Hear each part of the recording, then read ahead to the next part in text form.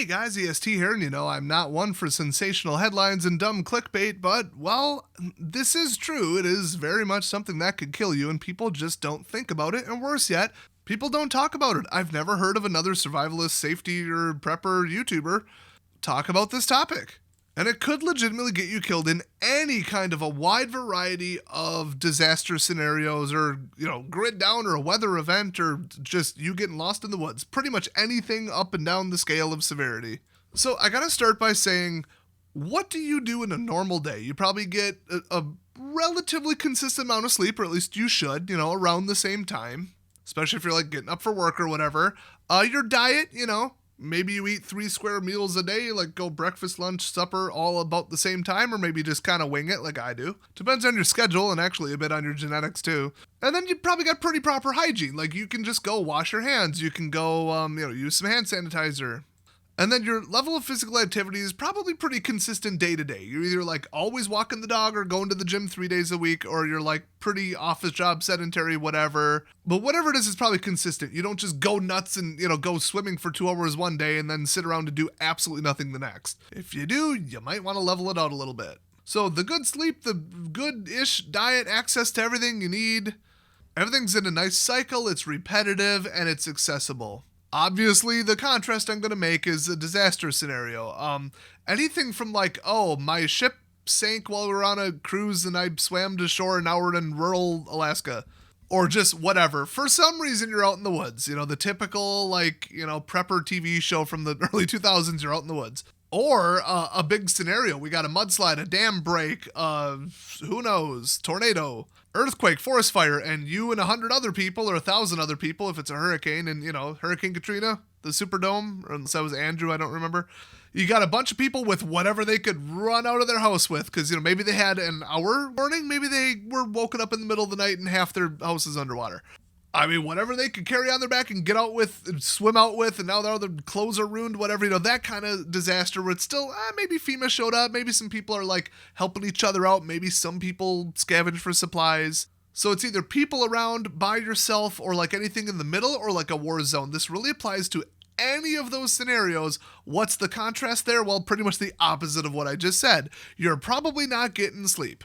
I mean, I don't know anybody who's like, oh man, I had to evacuate this and I'm all out in the woods and worried and I started a fire and cooked some food and this and that, whatever. Well, I'm going to go get 8 straight. I'm going to go get perfect sleep. Maybe the sun doesn't even come up at a nice time. Maybe the moon's a little too bright. Maybe the forest is a little too loud. Maybe the insects are keeping you up. You're probably not getting great sleep. The level of physical activity could go way, way, way above what you're normally used to, or way lower. You could have a super physical job where you're just on your feet lifting stuff, running around all day. And now you're forced to go absolutely nowhere. Well, you're going to have a hard time sleeping if you didn't burn off all those calories, and you're going to feel pretty, amped by the end of the day because you didn't burn off any of that energy. But you're stuck in a refugee camp or whatever. And then hygiene. Yeah, that's non-existent, potentially. What do all those things add up to?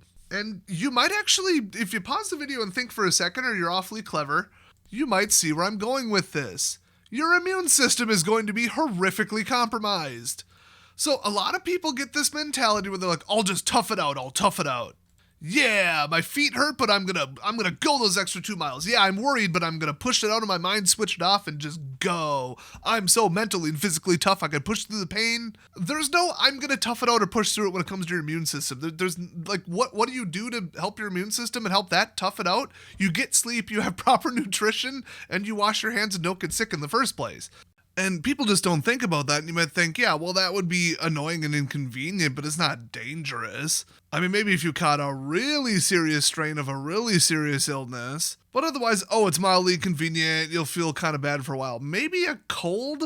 I don't know if anybody's ever, really died from a cold, but a flu, or especially some kind of bacterial thing.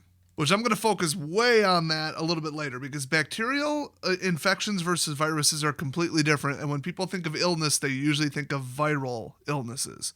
You might think, there's, X amount of flu deaths per year, 10, 20, 50,000, a million, whatever it is. But those people are all, fat, or they've got some immuno thing from cancer, or they're 100 years old. Healthy people don't typically die from the flu, and that's true. But in America, what usually puts healthy, aged, and otherwise healthy people in the emergency room with the flu. Physical exertion, lack of sleep. Maybe they're a single parent. Maybe they work 2 jobs. Maybe they worked a physical job and just couldn't take it off. So they did not just relax and sleep and have their bodily resources go to important things that it needs to right now. And then stack that with, and their diet was terrible. I made this mistake one time. It was a pretty light flu, and I'm like, okay, yeah, I'll just take it easy. My immune system is completely psychotic. It will attack everything at maximum strength, no matter what. Obviously, that gives me terrible allergies. I'm allergic to latex and some other stuff. So I thought, okay, I can just kind of, work through it. Whatever, it's inconvenient, but I got stuff to do. I worked like 2.5 jobs, still got horrible sleep, and then really didn't go out of my way to make sure my diet wasn't just a bunch of processed crap and sugar and whatever. I made all those mistakes at once, and I still didn't work a terrifically physical job. It's not like I was like at the gym with the flu either. But holy cow, did I get sick. I just had to call in the next day. Cancel my plans, sleep in 10 hours. It was like my body's like, no, you're doing this now. Now, imagine if I was forced into that, and oh no, how terrible. I had to sit in my house with all the food and medical resources I could possibly imagine, and access to perfectly clean drinking water, a wonderful memory foam mattress, blackout blinds and shades for the windows so I could control the light. Oh, how terrible for me. I have it so rough. But seriously, I felt like it. Like, I felt like this has got to be something weird, or I got 2 illnesses at once. No, I just went way too hard. That's what it was. Now imagine that isn't an option. I mean, you obviously knew that's where I was going with this. Trust me, I've worked in 2 different hospitals at 2 different jobs. I know why otherwise healthy people come in with the flu and it gets so severe they got to be on fluids and all kinds of stuff. And there's not a whole lot of, or at least back then there wasn't, antiviral drugs in general, or even specific stuff. And even the last couple tries at that, I guess I won't name it, but you know what I'm talking about, weren't very effective. The latest one for corona is pretty impressive. Monoclonal antibodies is interesting too, but, well, you don't have any of that out in the woods, do ya? So there's not much they could do about the flu other than like, here's some fluids, now actually sit down and get some sleep in bed, and they enforce that, and then you get better. They're like, wow, I'm so glad I went to the hospital. All I did was collapse in the street and they brought me here. What magic did they do to make me better?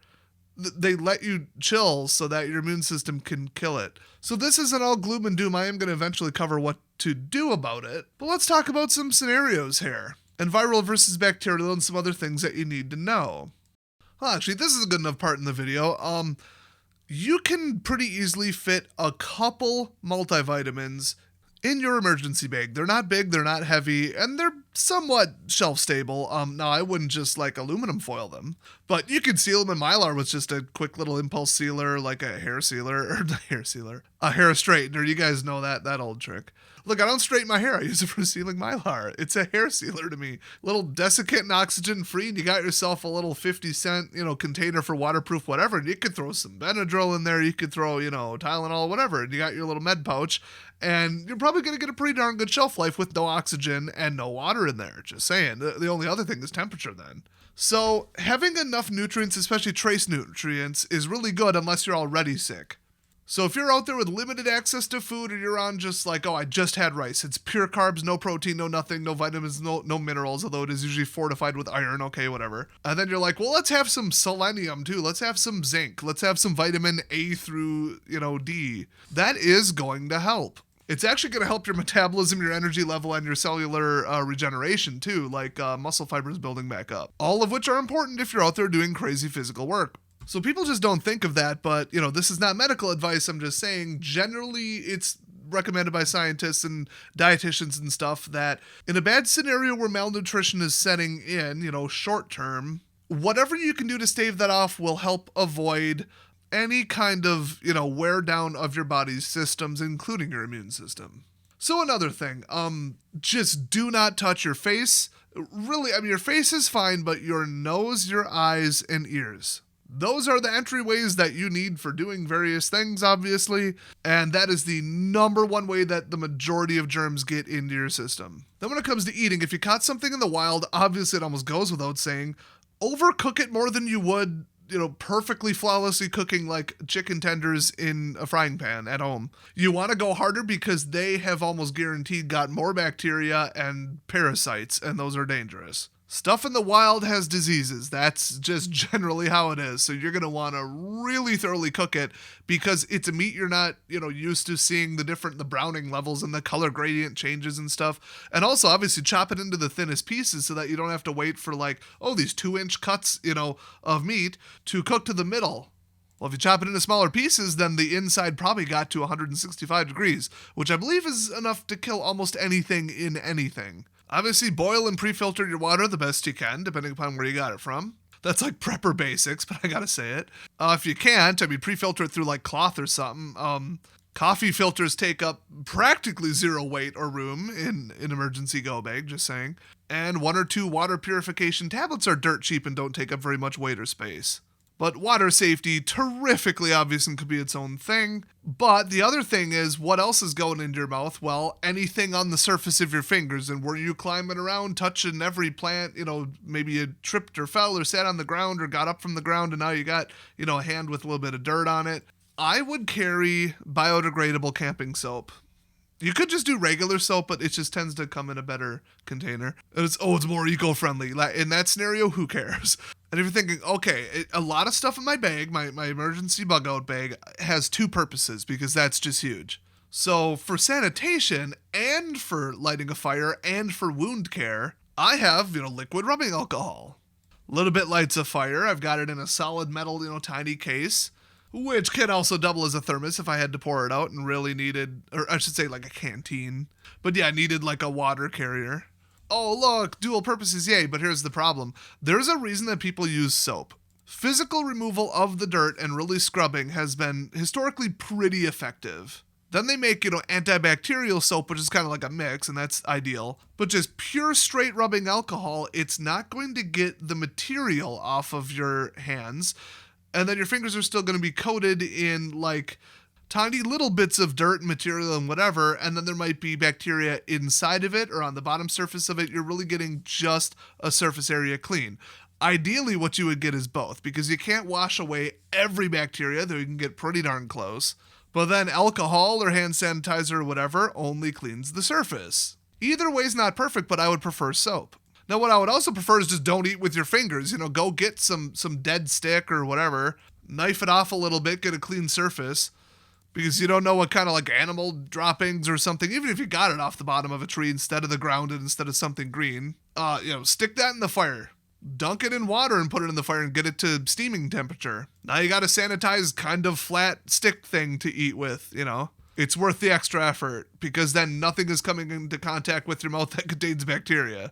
The basics of sanitation, really, really sanitize it with something that kills everything, or get it really, really, really hot. And then the best you can do without either of those is at least it was sitting out in sunlight. So not in shade, not under something, not, don't even touch the bottom side of a rock unless you got a darn good reason. So people are like, oh, I picked up this rock to cook on. Well, you probably touched the bottom of it, which has all kinds of creepy crawlies in it, and the highest density of bacteria you're going to find in the wild outside of a couple other sources is generally dirt. Soil is just broken down plant matter, and what breaks it down at the finest level is bacteria, and fungi too, but bacteria as well. Now add on to it the fact that you may be away from home. Now, you're probably more immune to things in your natural environment and in your community than you are 1,000 miles away, especially in a completely different biome with, different elevation, different plants, whatever. I could probably survive or at least just have slight discomfort if I got some basic, effectively food poisoning, but bacterial exposure from raw onions in my garden that I didn't cook. I just chopped up and put on a sandwich. I know because it happened to me about 2 or 3 times, and then I finally figured out what was going on. I just started cooking them, but it was less bad every time. So whatever's in that soil, it was nasty. But now I've been exposed to it so many darn times, and, back with poorer sanitation, less scientific knowledge, this was very true, and that's why even back then, people talked about traveler's diarrhea, which is you're not used to the bacteria in a community that everybody else is majority immune to, or just kind of a carrier. It doesn't affect them, but it still affects, animals, or there's just enough people coming into the town that it still kind of perpetuates and still spreads. Or like I said, it's just there in the soil breaking down stuff. So watch out for that. Limited contact with dirt and stuff that's away from ultraviolet. Really anything in the ground. And if you do, wash up, don't touch your face. Now, the other thing is, what about viruses? You might think, oh, but you get those exclusively from other people. Almost entirely, yeah. Generally in natural water, not found around cities, you won't find viruses either. I mean, you go to the sewer treatment plant, yeah, hepatitisville, but in nature, there's just not that many viruses. There's a couple little ones out in like Africa and some jungle areas, but other than that, it's bacteria and even single-celled like amoebas that you gotta watch out for. Oh, and parasites, don't even get me started. But viruses are what are responsible for the majority of your illnesses, and bacteria, it's like, okay, well, unless you got a cut, it's not getting through your skin. If you just swallowed some bacteria, okay, you'll probably have really like an upset stomach and some diarrhea for quite a bit while it tries to flush it out. And I never could find a clear answer on this, but I think you're not supposed to take anti-diarrhea medicine because you're flushing out the bacteria for a reason, and you don't want it to replicate out of control. So trying to keep the contents of your large intestines in your body is probably not actually the best idea. But what's the problem? Dehydration and a lack of nutrients absorbing into your bloodstream. And if it gets really bad, because I just had this a couple weeks ago, I think it was E. coli, 6 days of horrible nausea, first 2 days fever, must have gotten into my bloodstream, I guess. But yeah, that was the worst food poisoning I have ever had. It was horrific. And that was just me working from home, just chilling, keeping it real, and typing on a computer, doing a desk job. Still almost had to take a day off work. I was that shut down, let alone, oh, I have to hike 3 miles every day and get out of here and also find food and also, yeah, no, don't do that. Really, honestly, in the third world, at least 30 years ago, I believe these numbers were correct, the number one killer of people was technically diarrhea-based or induced dehydration. Due to poor sanitation and just inability to get soap and just bad practices. Lack of education, really. You gotta wonder how these people like survived hundreds of years. But it's also a population density thing and things are changing and. So be very careful what goes in, near, around your mouth, your nose, your eyes, your ears. And watch the food, watch the water, and just be cautious of everything. But let's circle back to viruses. A lot of times people are out in the middle of nowhere. They're out like hunting, they're out camping, and after like 3 days of contact with somewhere between like 1 or 0 people, all of a sudden they develop a cold. And they're like, where could I have caught a cold from? Did a squirrel sneeze on me while I was sleeping? Who could have possibly spread this to me? Where did this come from? The air? Just summoned out of nowhere? There just aren't viruses in nature. Not like on every surface, it's not like in a city or in an apartment complex or something. And the answer is water droplets on your clothing for stuff that can live that long, which is not much. I mean, coronavirus could survive 100-degree temperatures in direct UV, apparently. Boy, that was discouraging when I first heard reports that it was like, Sao Paulo, Brazil, it was like an outbreak and it was like the middle of summer down there. Extreme heat, tons of sunlight, and people were getting it, or they were testing it like days later on surfaces and saying it's still there. That was nuts, but some illnesses are like that, not many. Usually a virus survives for like somewhere on the scale of hours on a surface. But if it's temperature stable and if it's out of UV, okay, yeah, so you might actually have something on your clothing. And the weird thing is viruses aren't killed by a washing machine, so they can just kind of build up. There's not much you can do about that. I just wanted to let people know that that's what's up. But the much more common thing is that you were exposed to an inoculation dose of something that wouldn't have normally gotten out of control. Like, let's say the initial virus load is like 1 million cells or something. I just made up that number, but that sounds low. Someone in the gas station yesterday sneezed across the room and you got one little breath of it, then walked out. Versus, yeah, my kids came home and I spent 8 hours with them. Oh, good, another illness brought home from school. Yeah, tough avoiding that when you're like locked in a box with them. But an inoculation dose would have been, yeah, okay, it started replicating, went from 1 million to 2 million to 4 million to 8 million, but that's still not that many viruses, and my immune system was like, yeah, I should do something about that. So you didn't get a full-blown histamine reaction, but you got like, yeah, a couple antibodies, a couple T cells or whatever, and you never fully developed it. So you were effectively a carrier, probably a non-spreading carrier of the illness, but your immune system would have done it. Now you're tired, you got 4 hours of sleep, you're exhausted, all your energy is gone, you're not getting any nutrients, you're not eating, you're not washing your hands. Now your immune system has to fight off 10 other things. Now you're going to develop something that was just slowly lingering that you were exposed to in the past. So that's how you can catch a cold or flu out in the middle of the woods away from any kind of people. It's because it was lingering and it was already in your body. It would have been defeated, but your immune system is compromised now. And that's why the information at the beginning of this video was so terribly important. Now, the other thing I gotta mention is if you're stuck in the Superdome after Katrina or Andrew, probably both, I don't remember, some big hurricane, some big earthquake, some big whatever, you're in a FEMA camp, you're in, you're in the local school gym because, I don't know, a mudslide, and that's where the Red Cross put you. And you're in pretty close quarters with a pretty high number of people, all of which might be still sick. And remember, there's no, I don't think I'm going to evacuate. I'm going to call in sick to the evacuation and just stay in my house that's on fire or buried in a mudslide or half, covered in water because I'm a little bit ill today. No, they're getting out. So everybody in any state of any illness is all coming to one room and you're not allowed to leave and it's not safe to do so.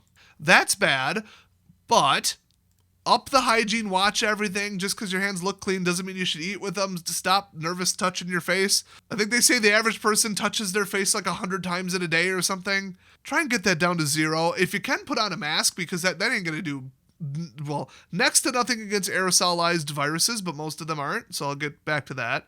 But it'll just stop you from touching your nose or your mouth with dirty hands that touched a bunch of surfaces that everybody else touched. That and stay away from people. 6 feet is good, but it's as far as people can spit while talking to you. Try not to face them when they're talking to you, which is kind of rude, but whatever. But just don't talk to people unless you have to. And just basic water droplet stuff. So water droplet versus vaporized aerosolized stuff is very different. Most colds and most flus are direct surface touch from exhaling and basically spitting small drops of water onto surfaces or directly into somebody's face while you're talking to them. So if somebody's visibly sick, stay away from them, obviously. But even if they're not, you're probably everything you're touching, somebody made the rounds and every doorknob and every whatever is now like a complete and utter petri dish of nastiness. So go full hypochondriac just because at any point maybe you would have to evacuate from that place. Maybe you're going to have to move. Maybe things are going to get all of a sudden violent. Maybe, maybe it's a war zone broke out. Maybe zombies took over. It could be, you don't know the scenario. But don't just be like, well, we're safe now and this is civilization and we're all good. No, it might be like, we're moving now. We got to go on a car ride. We got to go on a hike. We got to leave. We got to, the wildfire is getting closer. I don't know. So you need to stay healthy because, yeah, you're just sitting there chilling with nothing to do. But that might change in a heartbeat. You don't know what kind of threat might walk through that door too, just randomly too. I mean, it's just, you really want to stay healthy in any kind of scenario that is like an intense, life-threatening, dangerous, emergency prepper style thing. Whether you're with people or you're not with people, but with people, just stay away from them. Don't just interact with a bunch of people because you're bored. Don't just necessarily go play cards with them where you're all in super close proximity. I mean, it's good to keep your mind off if you're stressing, but that is something that you can learn to just kind of push through. You can just kind of tough it out. You can't tough out an illness, not really. That and make sleep an absolute priority. Do whatever you can. Earplugs, improvised earplugs. As soon as the sun's down, you're down. Go find a different place to sleep. Tell the stupid bratty kids running around because their parents are irresponsible idiots who let them do that to shut up because it's sleepy time now and actually enforce it and get multiple people to enforce it so you don't look like a Karen. Whatever you got to do to guard that sleep and get that straight 8. Oh, do it. I'm not even above necessarily keeping a light sleep aid like melatonin or, dual purpose, Benadryl. I guess I should say diphenhydramine, but I just nicknamed it horse tranquilizers because that's about what it does. That stuff will knock you clear out. Not the safest thing to do if you need to be sleeping lightly in case a threat happens, but, you make that determination based on scenarios. People are like, oh, sleep is convenience. I can go 6 and just wake up, have some coffee or do some exercises, and I'm good to go. I can power through it mentally. Yeah, cool, but your immune system's not going to be so good if you got less sleep. That's just a fact among the other factors I've already mentioned. And illness will sink you. It could get very serious. And in an already emergency scenario, there's probably not medical care. And if it is, it's not very good, or it's far away, or who knows. So it is very, very, very crucial to realize you can and will and probably will get sick for various reasons in an emergency scenario, and it's going to take it from level 3 difficulty up to 11 real quick and start threatening your life. And like I said, you're not going to die necessarily, probably almost definitely, from bacteria in your intestines or your stomach because you ate the wrong thing or touched something or whatever, ingested some bacteria. You're not going to die just because you have the flu and you're 25 and pretty fit. But now you have the flu, you don't feel like moving, everything hurts, and you can't build a proper shelter and you die of exposure. Now you have bronchitis and you can't run away from a bear or a wolf or whatever. Now you have a fever and diarrhea and also no access to clean water, so you're getting dehydrated at 5 times the normal rate. And dehydration can kill you normally, under normal circumstances, in about 3 days. So with an illness, hours to a day? Frightening, I know. It's the combination of things. And then how are you going to be doing mentally and like motivation wise if you're like, okay, I'm all set. I've got the basics. I've got a knife. I've got some skills. I know how to get food. I know how to clean water. I'm good. I'm going to keep thinking positive and push the bad thoughts out of my mind. If I'm just sitting there with my own thoughts, I'm going to distract myself with something. Basic survival, you've already heard on this channel. But then on top of that, you're like, yeah, and I've got the flu too.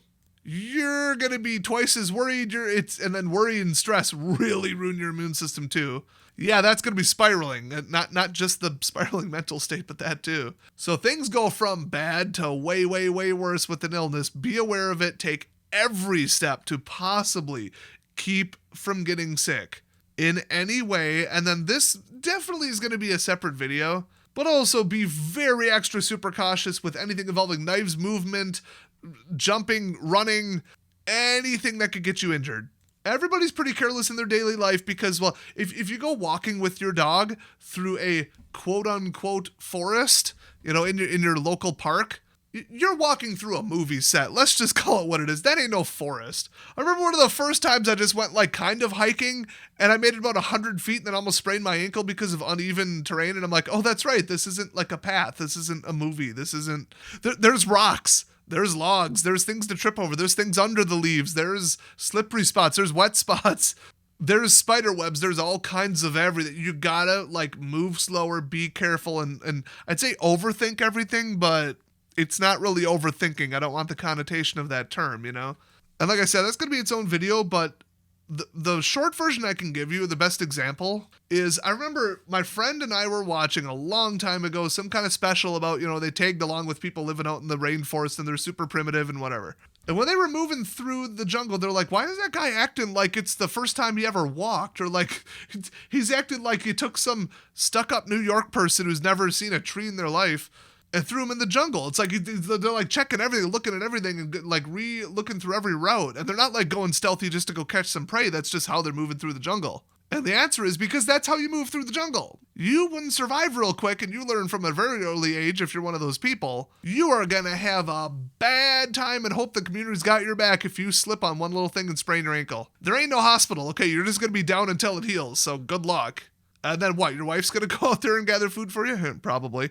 But hopefully the rest of the tribe would. But yeah, you don't just go willy-nilly. You don't go like, oh, I'm walking through the jungle. Yeehaw. Oh, I'm Rambo. I'm in Vietnam, but I don't have to worry about anything in the jungle. And yeah, that's Hollywood again, but I think, this is too, but the best example I can give is whatever Mowgli does in the Jungle Book, do the exact opposite of that. Tarzan, do the exact opposite of that. There is no Tarzan. That's a myth. You can't just get really good at running through the jungle at full speed or hiking at 7 miles an hour average. That is not a thing unless you're very familiar with the terrain and it's very homogeneous. Look, hiking through the pine forest at 40 degrees in late fall in Wisconsin, pretty darn easy. Just look for the flatness of the terrain and hidden stuff under, the leaves and little pitfalls and stuff, and don't go at a speed where you would sprain your ankle. Like, don't just straight jog. But otherwise, yeah, it's just a whole bunch of flat nothing, and it's just the same trees. It's pretty easy. If you're near water, watch out for slippery rocks. I mean, this is like basic stuff, but in a very, very biodiverse, high competition, high energy, high water environment, so like a rainforest or a jungle or a swamp, you better watch out because everything is competing. It's so easy. There's so much heat, energy, sunlight, everything. Every plant, everything is fighting with each other. Every insect, you better watch out. There could be a snake under this and a spider there and a slippery thing here. And oh man, and the forest floor is never flat. That's why like even animals kind of make game trails because they have this instinct about like, I need to walk here. If I walk between these, this would be the safest thing. I need to avoid that because that could fall on me. I need to avoid that because that's a bunch of brambles. That's a bunch of thorns. And so you get these patterns with multiple sizes of animals all kind of go the same way because they're like, well, I don't need to climb over that log. I could fall off and get injured or trip. And so the clearest path is just like programmed into them or they would all just like injure themselves and die. Because if an animal can't, breaks a bone or fractures something, boy, they better have some fat reserves and they better have just drank some water or they're dead. So they've got that natural instinct. Humans, unfortunately, don't entirely, or you don't know to listen to it. So, you effectively do have to overthink everything more than you would just walking down the sidewalk and just daydreaming. Or running at full speed because you're pretty sure it's flat. You're pretty sure it's safe. Depending upon where you are, you should be pretty sure it's not. So that's just basic, like, assess your surroundings, don't rush it, and don't get injured, because, like, even just a bruise, just I fell down on a rock and tripped and now my ankle kind of hurts, but it's not a full sprain or fracture. You know, if it's swelling up, yeah, you ain't moving on that very good. You better go build some crutches or something. But even a minor thing, just like, oh, I got a big bruise on my calf now because I tripped and fell and hit my shin on a rock. Constant pain. It's going to slow you down. You can power through it, but it's so psychologically like whatever. And I could make a whole other video on this, and I'm thinking about it. Let me know if you're interested. I hate to make topics on things people don't want to hear, though. So here's your quick hard pill to swallow. When you say, I'm tough enough that I can push through this stress, this scenario, this thing, this hard circumstance, this, not like an illness, because like I said, that's just fake, but this stressful time, I can switch it off, I'm in control of my thoughts, or I can just, I'm tired, my brain's telling me to sit down and eat something, but I need to exercise and lose weight and go to the gym, or I need to do this, I need to do that, I need to move, I need to rearrange all the furniture, I need to clean the whole house. Oh, but I would rather sit around and do nothing. Okay, I'm just going to tough it out and be like, I don't care. My feet are sore, this is sore, I'm a little bit fatigued, but I need to get this done, and within reason I can burn this much energy. Let's go, crack the whip, self-discipline, let's go. Or like, you're out with your friends and you, tripped over a bar stool at the bar or something, I don't know. And you're like, nah, I can tough it out. I'm not going to go home just because I got the little blood or a little whatever, a little bruise, a little swelling. How much toughing it out is you because that's your personality and you're just used to it and trained for it? And how much is your toughing it out to show off to other people because other people are watching? A lot of people think they're real tough because they're like, well, I toughed this out and I toughed that out. One time we were out with my friends and I toughed this out. Yeah, but what if you're alone? How much of that was social pressure and you not wanting to be seen as a weak person? Guys, look, it's not even a personality thing. That's like a testosterone thing. It is in your brain and in your bloodstream. And in fact, in really bad scenarios, how much of it was just adrenaline? It was just like your body actually switching off the pain, actually giving you more energy, actually changing your temporary personality and mood. Everybody thinks they're real tough until they're in a situation alone by themselves and alone with their own thoughts and all that, and there's nobody to show off to. There's no, even if it was one person and you didn't respect them at all, you're still going to act differently. That's just how the human brain is wired. So the I'm going to push through it works right up until you don't have to push through it for someone else or because of what someone else thinks of you because of what's happening. Hopefully that makes sense. So I wanted to throw in those two things at the end because they kind of tie into like what not to do to completely and utterly be in trouble in an emergency scenario. So hygiene, sleep, and don't touch your face. Limit exposure in general, I guess, would be the category. Do prioritize nutrition, do prioritize sleep because you already have a disruption to your daily everything, and that throws off your body's metabolism and your immune system and everything. You're already physiologically stressed, as they say. Now you're in the danger zone for catching any kind of pathogen. You're already like at diminished capacity. I know it's all medical terms, but I think I explained it that you kind of get where I'm going here. And as I usually do, reviewing my notes for anything I missed, because I may write, outline, and notes doesn't mean I stick to them. Studies have found that taking vitamin C after you're already sick is basically pointless, but taking it beforehand will prevent your immune system from getting diminished. Not will boost or promote your immune system to be superpowered. It's like if you don't have enough, that's like the first thing that could really take you down. It promotes cellular division, and without that, you can't make white blood cells. It's basically like the boring version of it. But taking a whole bunch of vitamin C because you already have a cold has been proven to be pretty pointless. So don't wait until you're feeling sick to be like, maybe I should take one of those 10 multivitamins I threw in my backpack. No, just do it. You're just stuck out in the woods, just do it for various other reasons. Like I said, metabolism and cellular repair and malnutrition. I guess one thing you can do, I guess if you're carrying a full change of clothes in your bug out bag, which that's pretty heavy and usually unnecessary, and usually it's not just like a change of clothes, it's like a different insulation and heat level. But if you can, sterilize it as much as you can. I know bleach and rubbing alcohol both will do bad things to fabric and colors, obviously. I think hydrogen peroxide is safe. And iodine would be, but I've never heard of anybody washing their clothes in iodine, but I don't know. That's one of the things I'm not an expert on is laundry and laundry pathogens. Who is, I wonder? But if you could have effectively a fully decontaminated, virus and bacteria-free article of clothing that you could put on, then do it. Oh, and gloves don't do anything. I honestly don't know how people were this stupid during COVID, but then again, people being stupid during COVID or any other time of the year or any other time in history, yeah, okay, it fails to surprise me at this point, I guess. Your skin isn't just, oh, I touched it, now I absorbed the virus. Your skin literally does the opposite of that. It keeps things out of your body.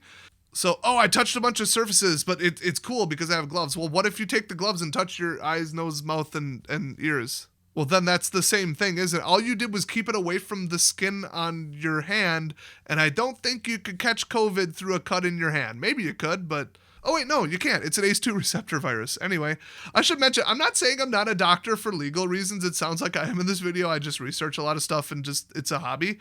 I also know a lot about copyright law for some reason. I have weird hobbies. I work in IT.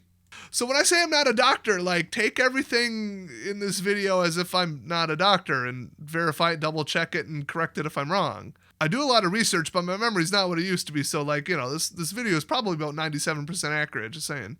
But one thing you really don't want to do is wear gloves for no reason. If you've got a cut on your hand and you're going to touch some blood or something, go for it.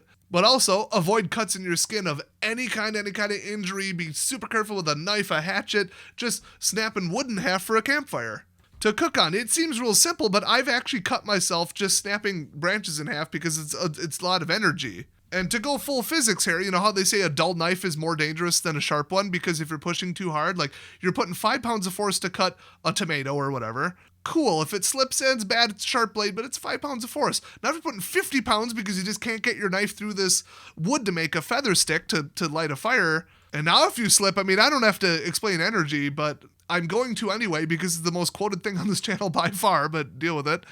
To go from 5 miles an hour to 10 miles an hour takes 4 times the energy, not 2 times the energy. That's why if I lightly tap you on the head with a baseball bat, you'll be like, what was that? If I bonk you on the head with it, it's going to hurt. If I full force swing at 100 miles an hour at your head, you're going to die. It scales up real quick from 5 miles an hour to 100. How many times did that double? And the answer is a lot. Oh, I just said double. It's not double. It's 4 times. It's squared. It's E equals MC squared. Except C is the speed of light, so replace that with velocity. Anyway, if you're putting enough force to accelerate a knife or an object, or you're trying to break like a kind of brittle branch but really thick one over your knee or something, and you're putting 200 pounds of force onto it, that is enough to accelerate that thing just about into orbit compared to like, oh, I just took a little twig and snapped it with effortless force. So be wary of anything that involves a lot of force. That's why I said, jogging through the woods, you are just asking to trip over something, hit the ground 10 times harder, or sprain something because the amount of energy involved is so much higher. I think a human running on a treadmill is like 160 watts output of energy equivalent, and just sitting there doing nothing is like, I think like 8 to 12 times lower? So 8 times the energy. Okay, so you want to get in a 10 mile an hour car crash, or I just realized that's exponential logarithms and I don't know how to do that in my head, but a lot more than 10 mile an hour car crash. Energy is energy. Energy is dangerous. Accelerated sticks, knives, hatchets, feet, heads, fists, arms, falling objects, stones, anything. Anything with a lot of energy is dangerous. So as soon as you find yourself really putting a lot of muscle into anything, stop and think, what could go wrong here if something slipped or something came loose or something whatever? And then rethink it. That is like the number one general thing about how to not injure yourself in the woods. Understand when you've got a dull knife type of scenario. And then avoid cuts on your skin at all costs because you are going to be so dirty and filthy and under clothing and no shower, no soap, and have something to disinfect. You know, have some Neosporin, have some Band-Aids. Boy, this is just the name brands instead of what the object is called video, but oh well, what are they going to do? Sue me? I told people to use their products. So have surface antibiotics and adhesive bandages. Have diphenhydramine, have fever reducers. It might sound like dumb luxury stuff, but like, it's not. It's stuff you need for your health. Now, I'm not saying half your, bug out bag should be a pillow. You can go too far with it. Well, I guess I've kind of explained injuries. I'm just going to throw this together in the same video and make this podcast length, basically, because I know people love the long format stuff because it's just energy dense and it's like, well, okay, I learned a lot from that video, but it's 5 minutes long. kind of wish there was 30 more minutes of that. And, shout out to my trucker friends, my people working, boring like security jobs or whatever, sitting around doing the rounds and, night shift gas stations. I know a couple of you out there because, well, you guys might have heard. A lot of you at this point don't know, but my main channel has 51,000 subs, 43 million views. I ain't new to YouTube, but I've met a lot of you in the comment section or Discord or just chatting or live streams or whatever. I know who watches my channel. I know who watches long form content, and it's awesome people. Even just people at the gym, and a lot of you right now are probably at the gym watching this. Yeah. Leveraging time effectively, doing two things at once, multitasking, but like in a good way. Shout out to all y'all out there. So yeah, I guess I'll call this the these two things can kill you in a disaster scenario. But if you agree that this wasn't in any way clickbait and it was good information and you learned a bit from it, well, not only do I have more content like this and even more coming up, and this isn't just the podcast, audio channel and why am I even on YouTube instead of Spotify, I have a whole bunch of live action stuff where we test out gear and demonstrate stuff and test like myths in the real life, like in the field, and, let's see if this fire starter really works, or here's exactly the steps you need to do to like charge your cell phone with this, or doing solar reviews, or like, polycrystalline tilt tests and stuff. We do all that stuff and none of it's sponsored. And I've got a lot of really neat stuff like, hey, did you know you could do this with this and build this real quick out of this? And I've seen almost nobody on YouTube do stuff like this. And I finally got my hands on the DC heater. It only took like 3 months, thanks, foreign sellers. So it may be 68 degrees in my house right now, but darn it, we're going to see if that heater can, like how much chemical energy you can get out of like a lead acid battery that you stole out of a car, part 2. So that's coming up real shortly. I have actually filmed half of it. I'm filming the other half tomorrow. So watch for that shortly, but subscribe if you're into all kinds of different content. This is just not a monotone, news-only, alarmist, useless, dramatic, clickbait trash prepper channel. This is actual education, and I like to call it edutainment. So if you agree, hey, subscribe, check out the rest of my videos, and leave a like on the video. Thanks for watching. Stay safe out there, and I'll see you guys next time.